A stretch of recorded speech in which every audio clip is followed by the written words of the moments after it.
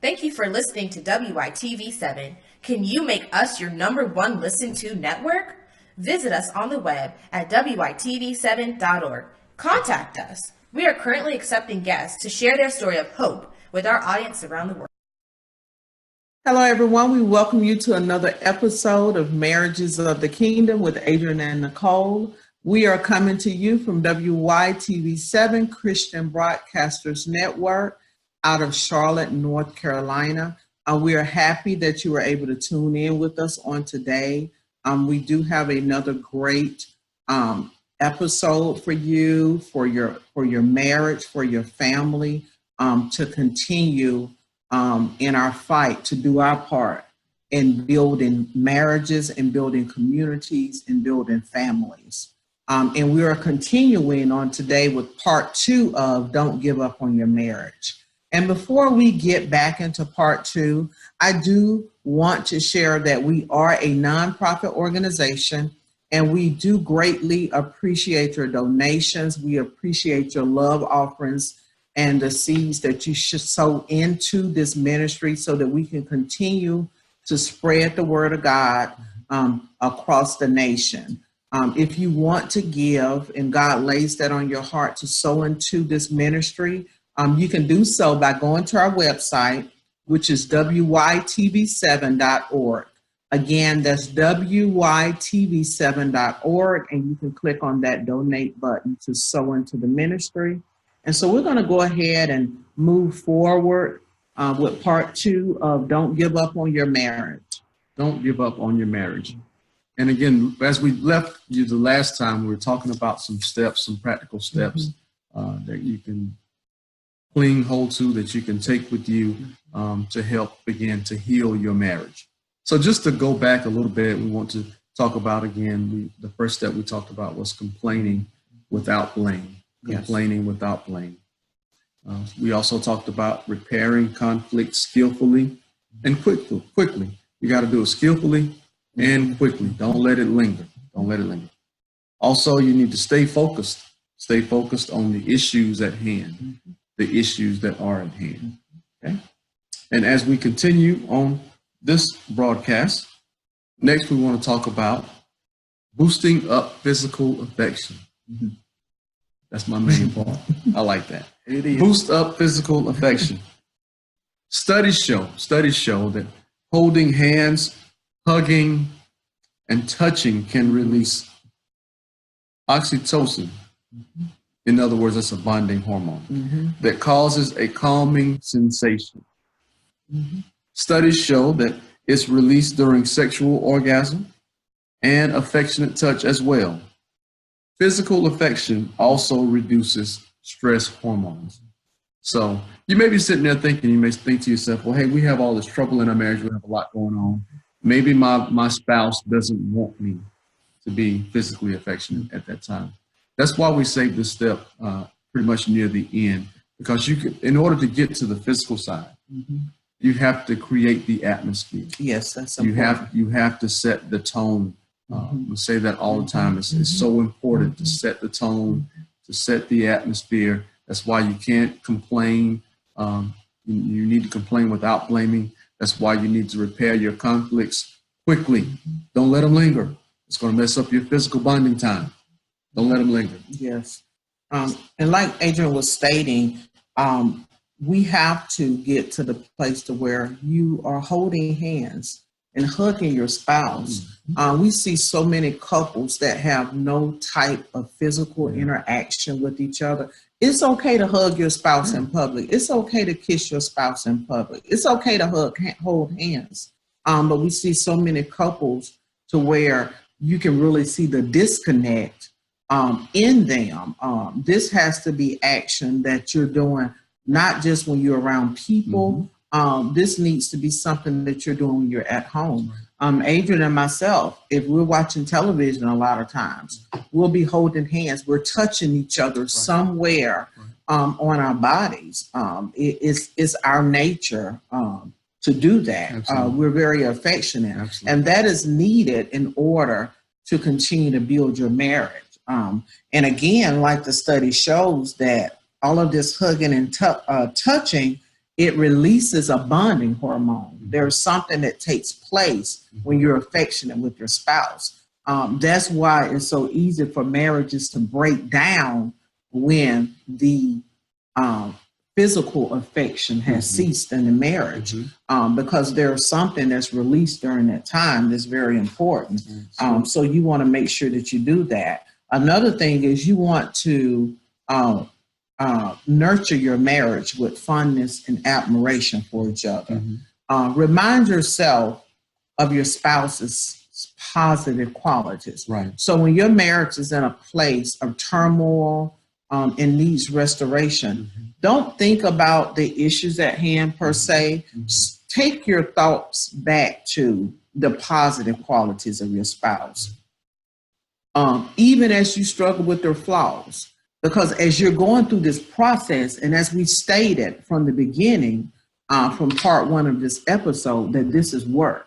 So now you have to have the ability to bounce back, to get to a place to where you're like, yes, I know my spouse has all of these issues, so do I, but I choose to focus on the positive about my spouse. I choose to focus on the positive qualities. And you want to say this aloud every day, whatever it takes for you to get your mindset back to the place that you were when you met your spouse, where you were excited about them, to that place to where when your spouse walked in the door, you literally, it's like they floated in the door. They weren't even walking, they were floating. And you can get there if you start focusing on the positive things about them, the things that really drew you to them in the first place. Again, you want to focus on the good things. You want to focus on the good times. Even in the beginning, when you didn't have any good times, you created good times by thinking about what it is that you were about to do, or thinking about what you're going to do next and what's going to be the next step and the next step. So get back to that place, no matter how long you've been married, whether you've been married a year or 35 years, get back to that place so that your marriage can continue to strive. And when your marriage is in a place of turmoil, you want to get to a place of where you can find some common ground with your spouse. That's very important. Don't focus on the differences. Start looking for common ground with your spouse instead of you trying to insist on getting your way. That's not going to help rebuild your marriage if you're focusing on getting your way and making your voice heard. You want to look for places of where you can come to a place of agreement. And then you want to listen to your spouse's point of view as well. And you want to avoid shutting off communication with them. That's very important. Make sure you focus on listening to their point of view, whether you agree with it or not. It's not about you agreeing with their point of view. It's about you listening to and validate their feelings. You have to validate your spouse's feelings, regardless of how you feel. Right. And you want to also, in order to rebuild a marriage, you got to spend that time with your spouse daily. That's very important. That time is so important. Right. You cannot rebuild a marriage without spending time with your spouse. And spending time with your spouse is not going on dates with other couples and all of that. That is good. But if your marriage is in a broken state, those dates are good with other couples, but there need to be more dates and more time that is just you and your spouse alone. So where you're rebuilding your marriage, where you're getting to, you're relearning each other. That's very important. And then you want to try a different variety of activities as well that bring you both pleasure. Change your language with your spouse. When your spouse comes home, instead of, if you're in a place of disagreement, when they walk in the door, you probably maybe have little or nothing to say at all. Change that. Ask your spouse, how was your day? And mean that, how was your day? You want to begin a conversation with your spouse on focusing on how it is that they feel. Put the focus on building them. Don't focus on your place of hurt. In order to rebuild your marriage, you cannot focus on your place of hurt. You got to focus on connecting with them emotionally. and it can't be about you at that point. And make sure also that you, when you get to these points, these places and times, make sure that you mean what it is that you say. Say what you mean and mean what you say. Whether you believe it or not, your spouse can recognize if you're just saying something just to be saying. If you come in and say, how was your day?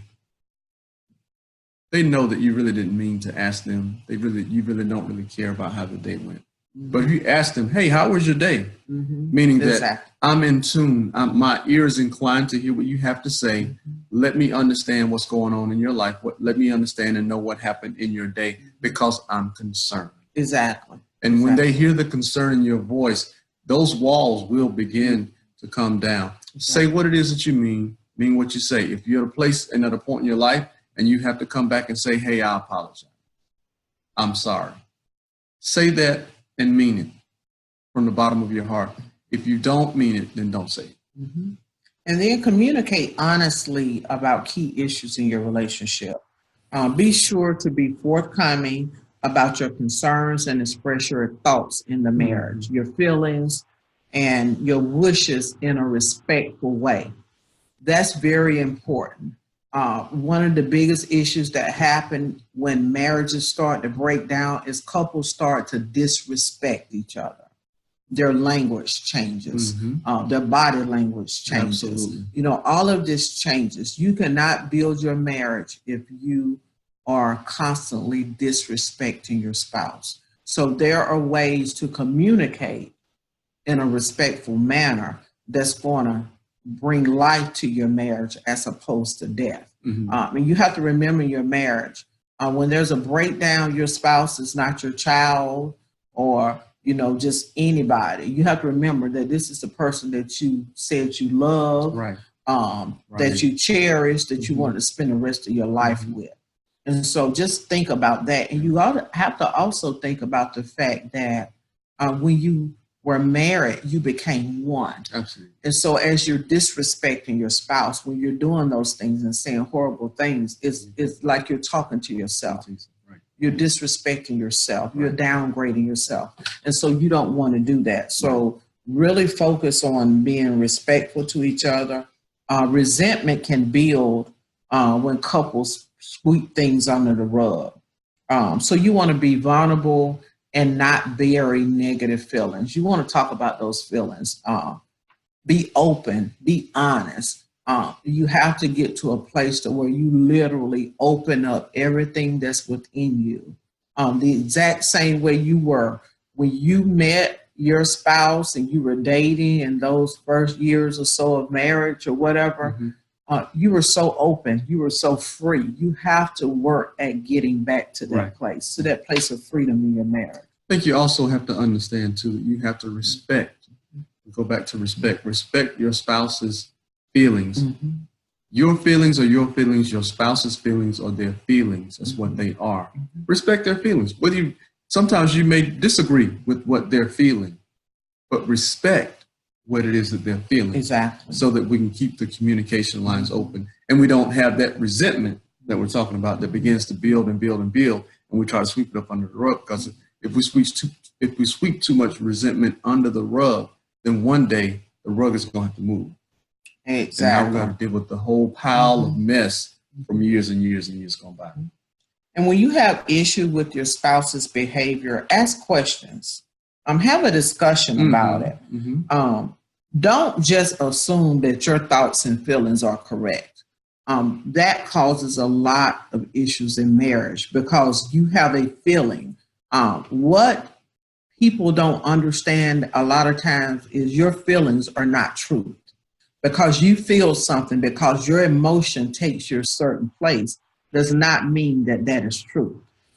You have to ask your spouse questions. Communicate with your spouse. Don't just assume that what you feel is accurate, because a lot of times it's not. It's just your feelings. And listen to your spouse's side of the story. You cannot go into a conversation with your spouse with your mind already made up about something. Listen to their side of the story so that you can come to a place of agreement. And you want to develop a hurt-free policy in your marriage. That is so important. And we want to talk about that for a moment. Develop a hurt-free policy in your marriage.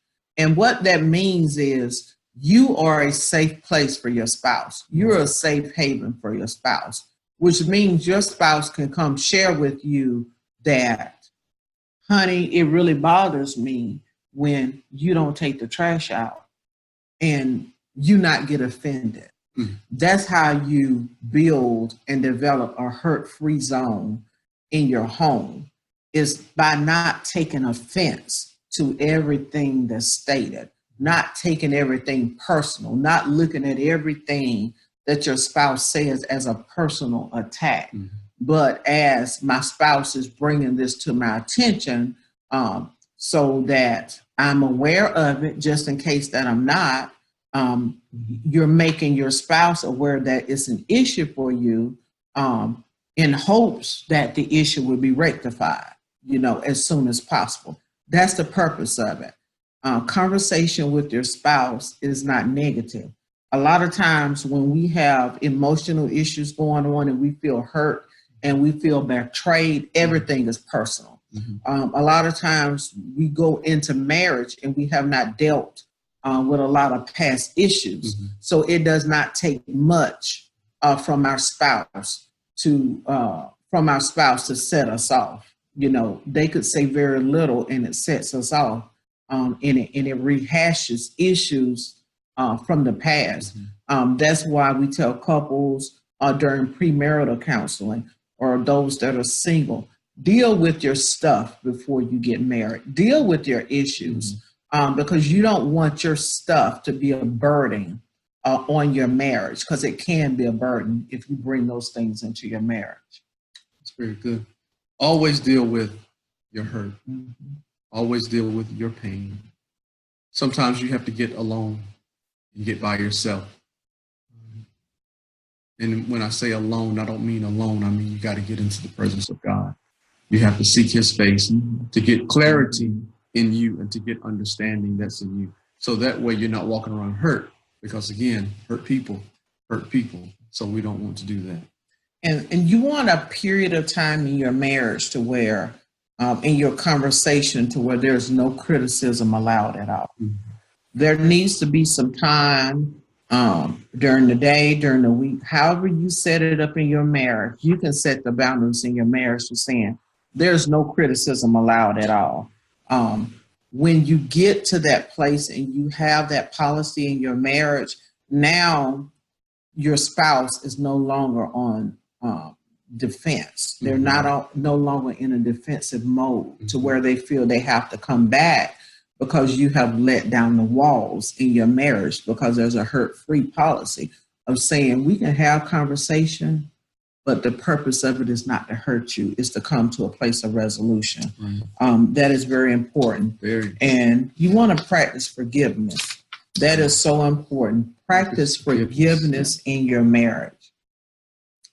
We have to understand that forgiveness isn't the same as condoning hurtful actions, but it will allow you to move on. Yes. Forgiveness allows you to move on. Always remember that. Forgiveness will allow you to move on. Try to remember you're on the same team. Husbands and wives, you are on the same team. Accept that people do the best they can and try to be more understanding. Forgive. You got to be able to forgive. Before you can forgive someone else, you first of all have to forgive you. A lot of times we don't think that forgiveness is in order within ourselves. So you have to forgive yourself of whatever it is.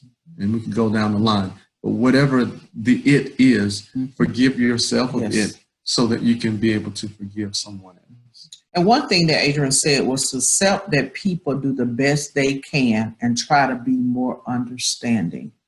That is so important in marriage. Depending on where your marriage started from, the state of your marriage, the state that you were, your spouse was when you were married, there you have to accept that people do the best that they can. You have to accept the fact that, okay, we came into this marriage and we didn't necessarily deal with our stuff. We didn't deal with our issues. So if you didn't deal with your issues, now you have to be a little bit more patient. There's going to require a lot more time because you didn't deal with A, B, C, and D prior to being married. Right. And so maybe your marriage is in the state it is because your spouse, that's all that they have to offer because of their emotional state. They don't have anything else to offer.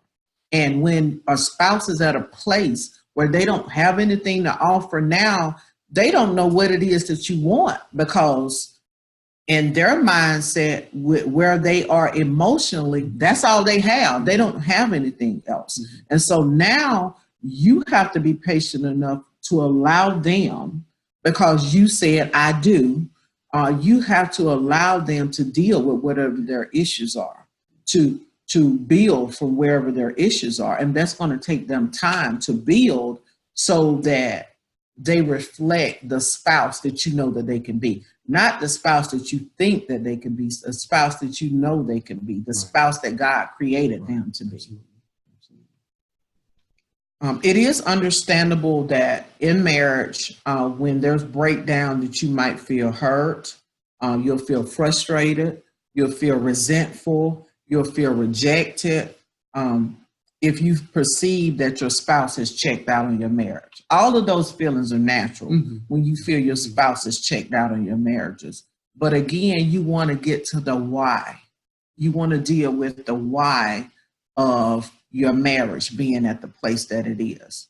A lot of times, like I stated before, there's so many emotional issues. There's so many childhood issues. There's so much baggage from previous relationships or previous marriages or situations that couples have not dealt with.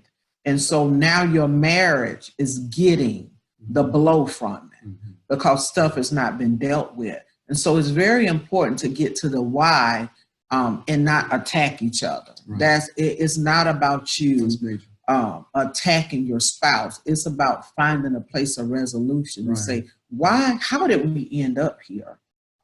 Or did we start out here? Some marriages start out in a bad place. You know, did we start out here? Regardless of where you ended up there or you started out there, we're here to tell you that God can restore your marriage. So don't give up on your marriage. God can restore it regardless of the type of mess that it's in. We have seen God fix some marriages that we ourselves left the counseling session and we were in the car like, God, there's nothing we can say. There's no prayer that we can have that can fix this. It's without a shadow of a doubt that you have to do this, that all of this will be done in your power, in your will.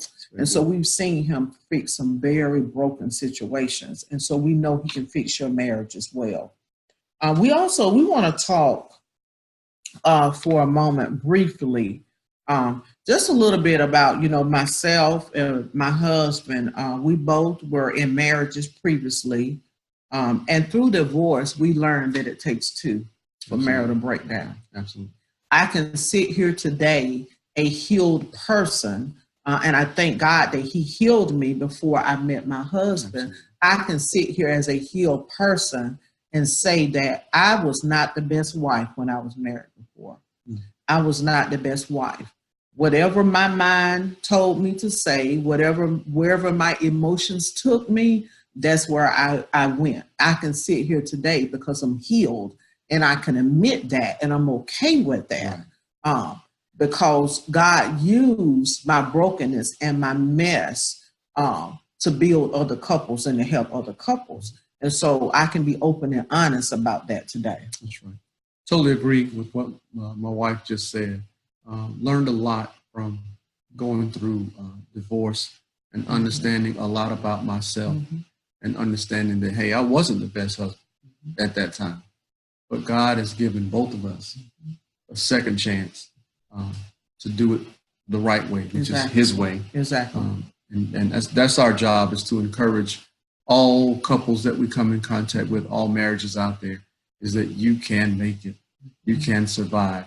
but you have to put God first, and he has to remain a part of that triangle in your marriage. Exactly. And like Adrian just said, this is a lifelong assignment for us. The pain, the hell, the things that we went through, we didn't just go through it for ourselves.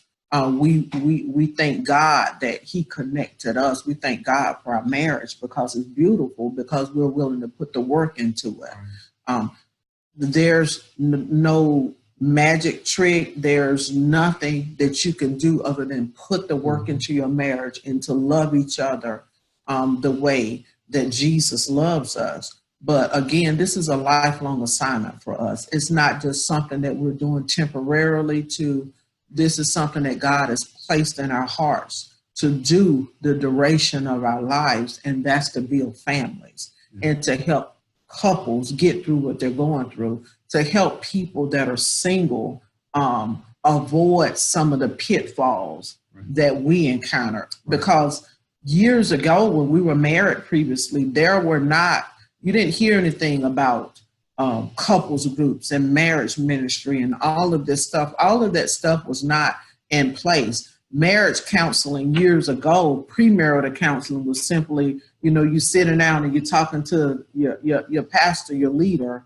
for a short period of time, maybe 1 or 2 sessions or whatever. If that, it was more so about, okay, get married and don't go to hell. That was the gist of counseling, years ago. So there were not a lot of things in place. So I thank God for the different tools and the different avenues that he's given us to build marriages, even with the virtual marriage counseling, where we can now counsel couples that live in other states and other places, if need be. So we thank God for that God has allotted all of us every opportunity, every tool through his word to save marriages, to save our marriage, to save other marriages. He's allotted us every opportunity. And if we put 100% effort in it, all of our marriages can be beautiful.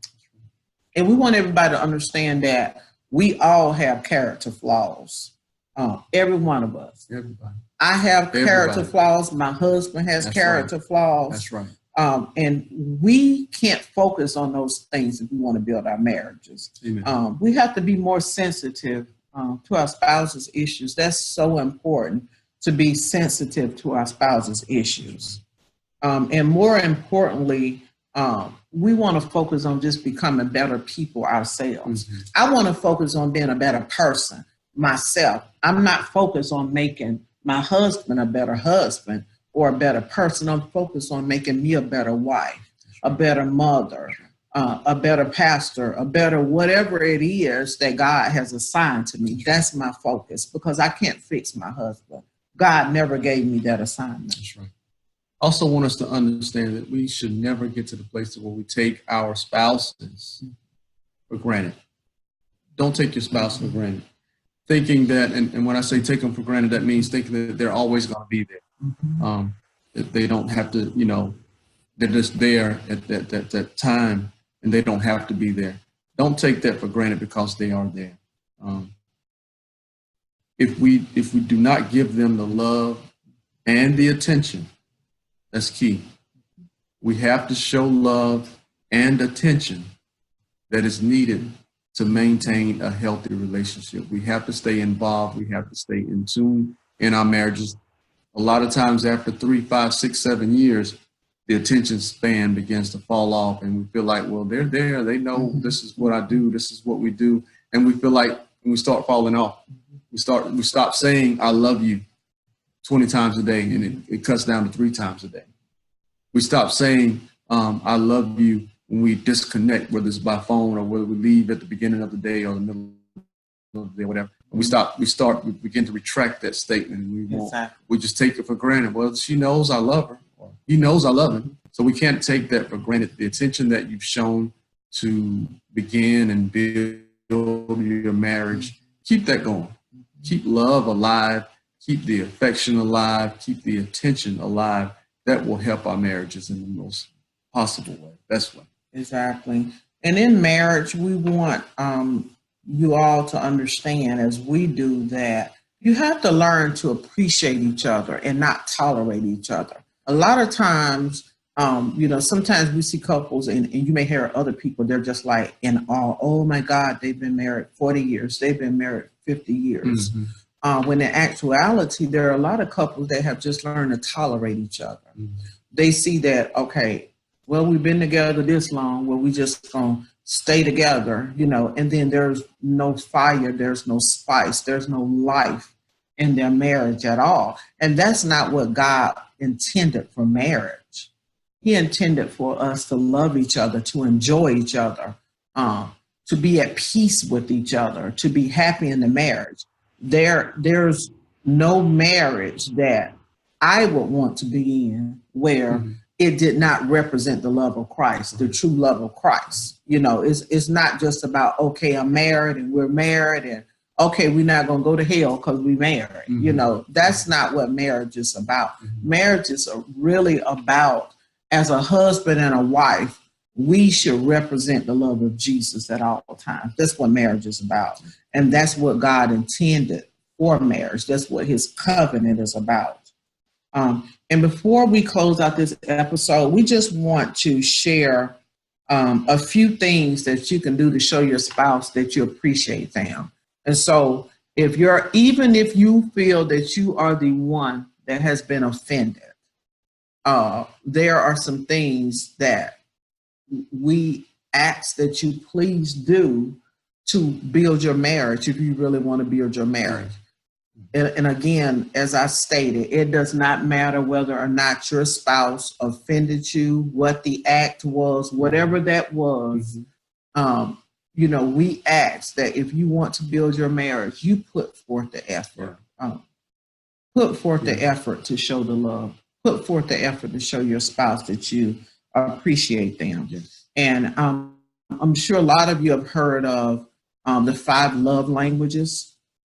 And we want to focus on those and kind of break those down momentarily for a moment. The 5 love languages, we want to focus on that. And so the first love language is words of affirmation. Words of affirmation simply just means using words to build up the other person. To always you want to upbuild. You want to thank them for taking the garbage out. You want to thank them for mopping the floor. You want to thank them for doing things around the house. So words of affirmation, use that to build up the other person. And then the other one is a gift. A gift says that you were simply thinking about that other person.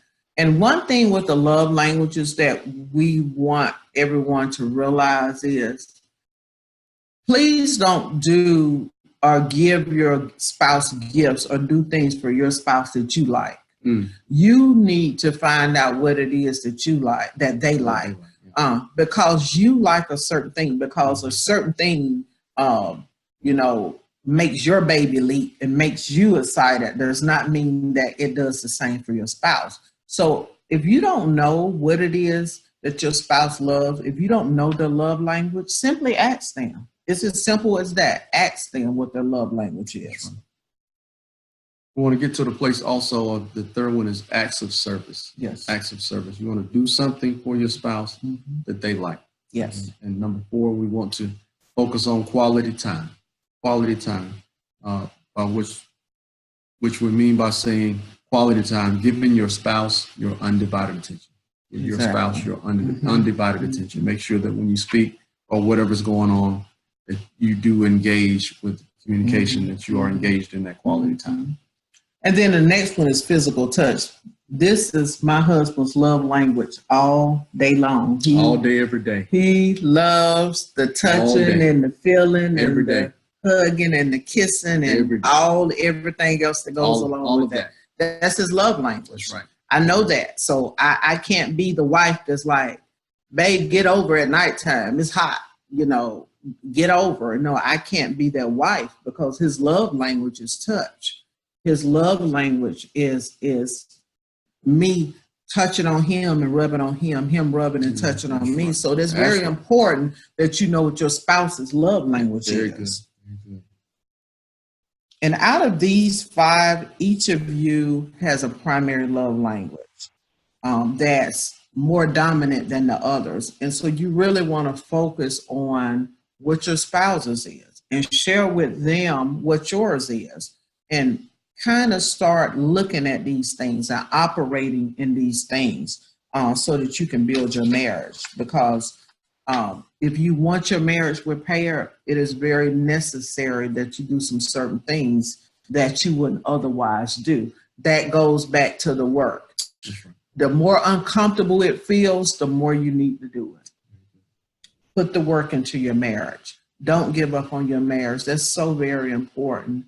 It really grieves us, especially in the body of Christ, to see couples get divorced when they have all the tools that they need through the word to save their marriage. Now, can every marriage be saved? No, because it takes 2 people in marriage. But we do know without a shadow of a doubt that 100% of the time, marriages can be saved if both spouses are willing to set themselves aside and allow God to direct them in their marriage and allow God to rebuild their marriage. That's good. Very good. All right. Again, we thank you so much for tuning in with us for another episode of Marriages of the Kingdom. And we invite you to connect with us via our website. That's marriagesofthekingdom.com. Again, that's marriagesofthekingdom.com. Or via email, which is info@marriagesofthekingdom.com. Again, that's info@marriagesofthekingdom.com. So please share this information with other couples that may be struggling in their marriage. And if you are in need of counseling, we now offer virtual counseling online as another tool to help us do our part to save and build marriages throughout the kingdom via the direction of the Holy Spirit. Amen. So again, until next time, please be intentional about your marriage.